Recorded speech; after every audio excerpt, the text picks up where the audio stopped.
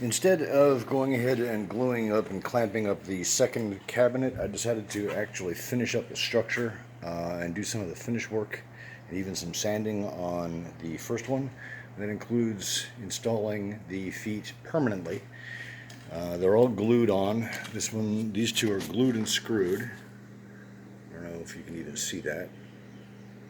But yeah, just got a screw in each of those holes. Each of them's glued on.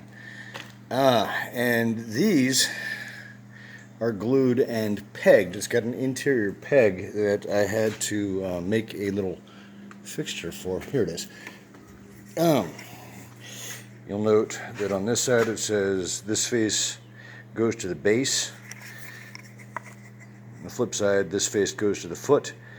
This allowed me to make a 1/2-inch diameter hole with good concentricity and location so that the dowels go in exactly the way I need and they're aligned, and there's really not much in the way of correction that's going to need to be done after these things are all set up. So that one is structurally complete. It's all just finish work on this one now.